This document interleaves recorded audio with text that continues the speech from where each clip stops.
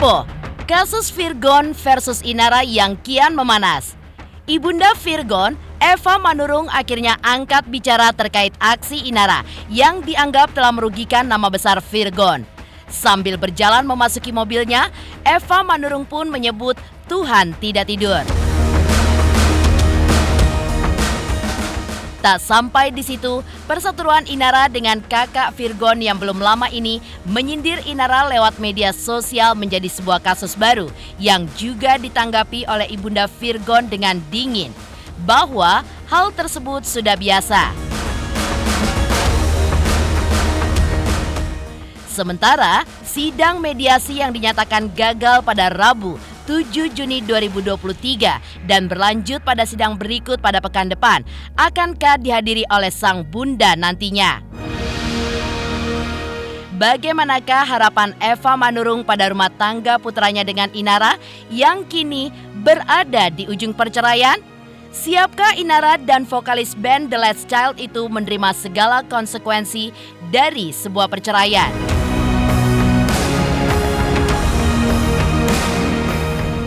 Di lain sisi, aksi Inara saat mencium tangan Virgon meski telah ditalak 3 dan juga mediasi juga dinyatakan gagal menuai pujian dari netizen. Apa kata psikolog soal peristiwa langka tersebut? Selain itu, konflik antara Inara dan Virgon pun semakin membara. Saat ini, Virgon dan Inara Rusli kini berebut hak asuh anak dan sama-sama merasa punya hak atas pengasuhan 3 anak mereka. Inara pun sebagai ibu yakin jika hak asuh anak akan jatuh kepadanya, mengingat anak-anak yang masih di bawah umur. Sementara Virgon juga merasa dirinya lah yang harus mendapatkan hak asuh tersebut. Sejauh manakah perjuangan mereka di persidangan nantinya untuk mempertahankan hak asuh ketiga buah hatinya? Pemirsa, bersama Intens Investigasi, kami hadirkan kabar terkini, terpercaya, dan teraktual. Tetapi sebelumnya, jangan lupa untuk like, subscribe, dan juga share channel YouTube ini.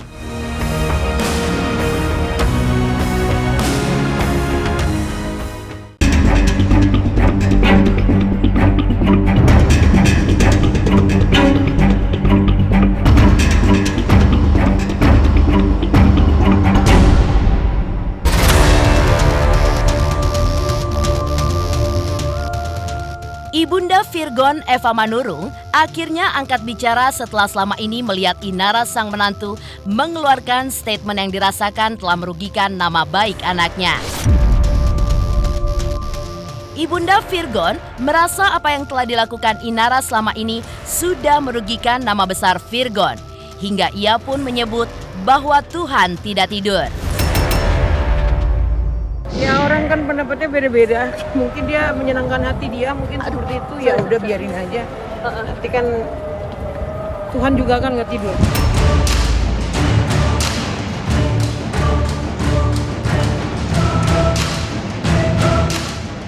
Terus berlanjut, Ibunda Virgon juga memberikan tanggapan atas apa yang dilakukan oleh kakak Virgon yaitu Feby Carol yang dianggap menyindir Inara lewat media sosial. Kasusnya pun melebar menjadi semacam perseteruan Inara dengan keluarga Virgon.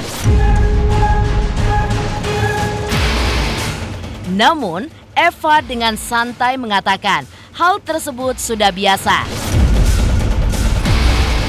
Lalu apakah yang dimaksud dengan pernyataan tersebut? Biasa itu mau, biasa. Pertemuan mediasi pun berjalan alot dan dinyatakan gagal, hingga keduanya pun sepakat untuk bercerai. Sidang yang berlangsung di Pengadilan Agama Jakarta Barat itu pun akan kembali digelar pada Rabu pekan depan 14 Juni 2023. Akankah Ibunda Virgon nantinya hadir di sidang cerai itu demi mensupport sang putra? Ya mungkin hadir saya, oke?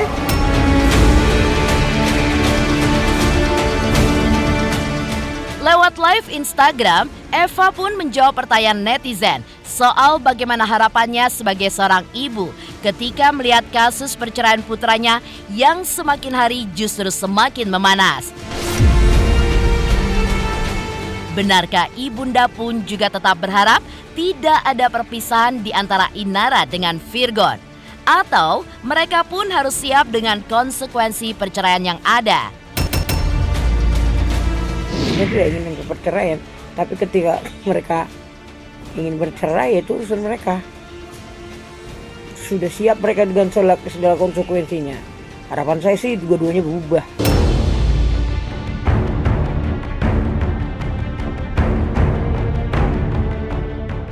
Tak saling menyapa saat bertemu di ruang sidang Pengadilan Agama Jakarta Barat. Hal unik pun justru terjadi di ruang mediasi. Inara pun diketahui mencium tangan Virgon, usai mediasi pun berlangsung. Inara yang sudah ditalak 3 itu pun menuai pujian dari netizen karena aksinya tersebut. Di lain sisi, Virgon yang datang ke pengadilan dengan mengenakan topi, masker dan juga kacamata hitam itu pun akhirnya buka suara di depan media setelah sekian lama ditunggu pernyataannya. Apa yang diucapkan Virgon soal kasus perceraiannya dengan Inara yang telah berlangsung selama 7 tahun itu? Paling mau ngucapin terima kasih ya untuk teman-teman wartawan semua atas perhatiannya, dan cuman saya nggak mau banyak statement apa-apa karena mohon doanya aja supaya lancar. Mungkin nanti secara hukum segala macam nanti diserahin ke semuanya ke pihak tim pengacara. Saya nggak mau statement banyak-banyak karena kepentingannya untuk masa depan anak-anak saya. Saya nggak mau apapun ada yang keluar dari mulut saya tentang hal yang negatif tentang mantan istri saya, itu aja sih. Terima kasih ya semuanya, doain ya semuanya lancar ya.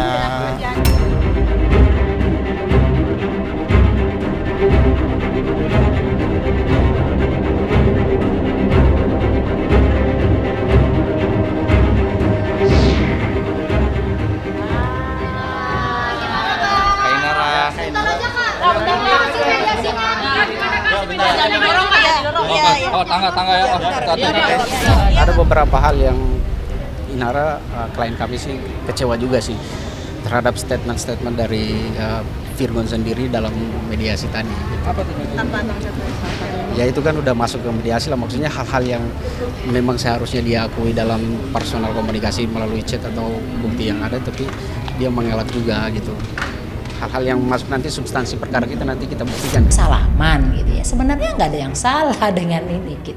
Kenapa? Karena salaman itu bagian dari budaya dan sistem normatif yang kita anut terutama di Indonesia.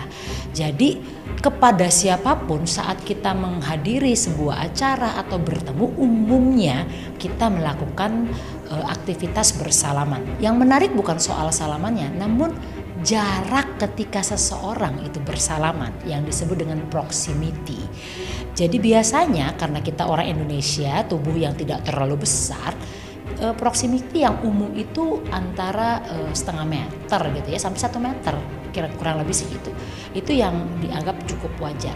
Nah, lebih dari itu, apalagi dengan postur yang tegak, ya tidak mendekatkan kepada lawan yang diajak bersalaman, ini menandakan memang sebenarnya proses salaman ini bukan sesuatu yang diharapkan gitu. Jadi ada keengganan di salah satu pihak. Namun saya pikir itu wajar karena ketika situasi ini terjadi sebenarnya ada konflik kan di antara keduanya, dan tidak mudah bagi orang yang berkonflik itu untuk harus bersentuhan secara fisik. Sistem normatif, jadi kadangkala orang itu nggak mau, namun sistem normatif mengarahkan. Nah, jadi kita kan mementingkan itu sistem normatif karena kalau itu tidak kita anut, tidak kita lakukan, kita seakan-akan tidak berada di lingkungan masyarakat kita. Jadi biasanya hal ini membuat kita merasa belongs gitu ya, kita menjadi bagian dari pola masyarakat, dan itu yang sebenarnya sedang dilakukan oleh mereka. Keluar ruangan misalnya, yaitu dua-dua sama-sama menunduk, hanya barangkali bentuk atau kedalaman menunduknya yang relatif berbeda gitu ya. Menunduk itu kalau dalam bahasa tubuh bisa punya beberapa arti. Nah, kalau itu disertai dengan arah mata ke bawah, Nah dalam hal ini kan yang pria nggak kelihatan karena menggunakan kacamata hitam. Namun kalau yang wanita kelihatan secara umum ya, itu frekuensi mata ke bawah cukup besar. Hal ini menandakan bahwa seseorang itu merasakan kemungkinan nih ada ancaman di sekitarnya. Nah ancaman ini bisa real, bisa unreal. Tertekan loh sebenarnya, tapi saya upayakan untuk mengapresiasi sekitarnya. Perilaku manusia itu kompleks dan apa yang melatar belakangi seseorang itu bertingkah laku, apapun itu juga kompleks. Nah sebelum kita memahami, artinya kita tahu benar dari yang bersangkutan, ada baiknya kita banyak mendengarkan, kita banyak menyimak dan mengikuti. Sehingga kita bisa menarik benang merah dari peristiwa-peristiwa yang terjadi. Satu hal, no judgment. Karena judgment itu semakin memperburuk sebuah masalah. Saling berebut hak asuh anak terjadi di persidangan kasus perceraian Inara dengan Virgon. Inara pun merasa jika dirinya lah yang berhak atas hak asuh anak, mengingat ketiga putrinya masih di bawah umur. Sementara itu, Virgon pun juga merasa dirinya lah sebagai bapak yang harus mendapatkan hak asuh ketiga putrinya. Sejauh manakah persoalan hak asuh anak ini berlanjut? Pemirsa Intens Investigasi, jangan lupa untuk like, subscribe, dan juga share channel YouTube ini.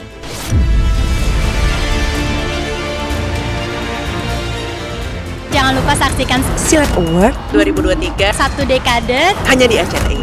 Oke.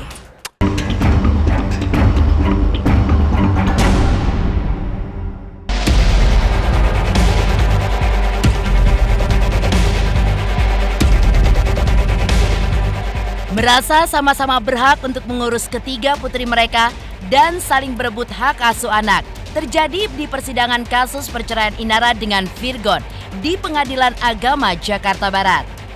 Inara pun merasa jika dirinya lah yang berhak atas hak asuh anak, mengingat ketiga putrinya masih di bawah umur. Namun, keinginan Virgon untuk merebut hak asuh anak itu pun ditanggapi Inara dengan menyebut hal itu dianggap sah-sah saja. Namun, undang-undang tetap harus diberlakukan. Ngebahas soal ini sih lebih ke hak asuh anak. Ya, namanya permintaan mah boleh-boleh aja, sah-sah aja. Ya aku akan tetap mempertahankan hak asuh anak juga. Karena kan nggak bisa hak asuh anak diasuh bersama tuh nggak bisa. Itu kan cuma bisa ditempuh kalau misalnya rujuk. Ya karena anak-anak juga belum mau mayis kan, masih di bawah 12 tahun dan selama ini pengajaran mereka semua benar-benar di bawah aku, jadi ya aku berhak untuk mengklaim hak asuh mereka. Iya, secara hukum itu jelas di dalam kompilasi hukum Islam kan di pasal 105 huruf A itu kan jelas menyatakan tuh bahwa anak di bawah 12 tahun itu hak asuhnya pada ibunya. Terus di poin B-nya itu ketika anak di atas 12 tahun, anak bisa memilih apakah memilih ayahnya ataupun memilih ibunya, itu kalau di atas 12 tahun. Jadi secara kompilasi hukum Islam menyatakan tuh jelas di poin A bahwa di bawah 12 tahun hak asuh anak itu jatuh kepada ibu. Gitu. Itu mutlak ya.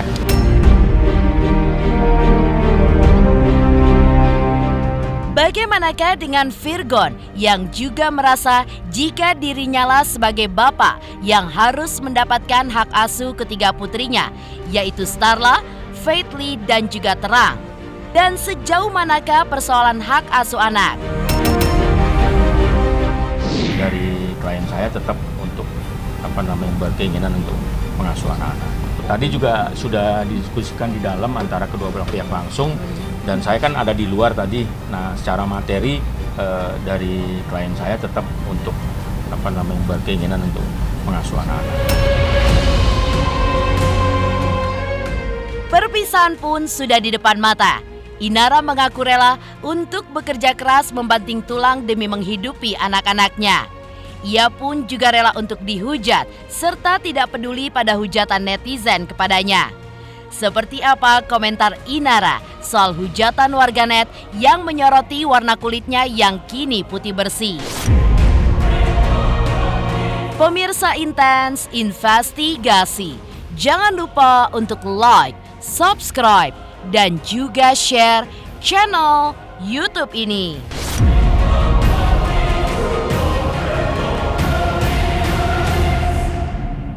Jangan lupa saksikan Silet Award 2023 1 dekade hanya di RCTI.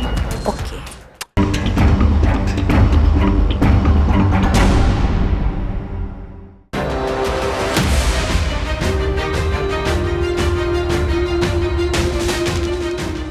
Perceraian sudah di depan mata. Inara mengaku rela untuk bekerja keras membanting tulang demi menghidupi anak-anaknya. Kini, ia pun hanya menjalankan apa yang ada di depan jalannya. Sementara mata dan fokusnya hanya mencari nafkah bagi anak-anaknya. Lantas, bagaimanakah Inara membagi waktu kesibukannya dengan anak-anaknya yang masih kecil-kecil itu? Anak-anak ada di rumah, alhamdulillah sehat, pasti ada yang jagain dong. Tiap hari pasti ada lah, tiap hari pasti gimana caranya kita bisa sempetin, kita bagi waktu supaya seenggaknya minimal 20 menit lah untuk bisa ngobrol sama mereka, main. Di luar dugaan, netizen pun juga sampai menghujat warna kulit ibu 3 orang anak itu yang dulunya berwarna sawo matang, namun kini putih bersih. Meski tidak mau memberikan penjelasan detail, Inara pun hanya meminta orang yang tidak menyukainya untuk pergi dan meninggalkan karena memang sudah tak sefrekuensi dengan dirinya. Apapun yang dilakukan oleh Inara selalu disebut salah dan tidak pernah ada benarnya. Seperti inilah ungkapan Inara Rusli yang kini kembali ke dunia hiburan dan seputar netizen yang sudah menghujat warna kulitnya itu. Mulai aja berasumsi kalau itu kan aku lagi ngobrol istilahnya sama mama. Kan aku ngetek mama tuh. Iya, ngetek mama. Aku nanya, emang dulu aku sawo matang. Aku nanya gitu kan ke mama. Ya kalau misalnya ada yang nyautin jawabnya apa? Gimana sih kalau misalkan nggak masuk gitu frekuensinya fals? Masuk frekuensi ya? Ya, jadi ya gimana? Aku harus gimana dong? Apakah aku harus menangis pojokan enggak? Udah terbiasa lah Mbak hidup dengan under pressure, perlu dengan tekanan sana sini sebelum berhadapan sama netizen kan. Lingkaran aku subhanallah ya.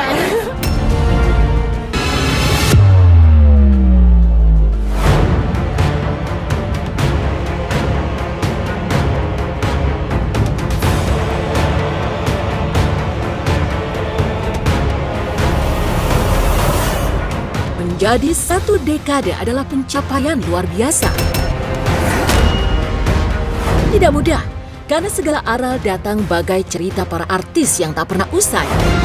Saya benar-benar ketakutan, Pak. Bertabur bintang serta mengupas kisah selebritis secara tajam setajam silet. Ada semua yang spektakuler menyatu dalam Silet Awards 2023.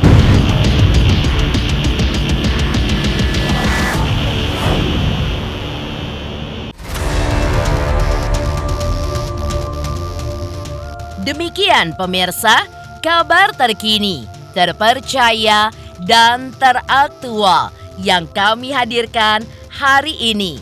Saksikan terus Intens Investigasi setiap hari Senin sampai dengan Sabtu. Tayang 3 kali sehari, yaitu pada pukul 11 siang, 3 sore, dan 7 malam hanya di YouTube channel. Dan pastikan jangan lupa untuk like, subscribe, dan juga share channel Intens Investigasi.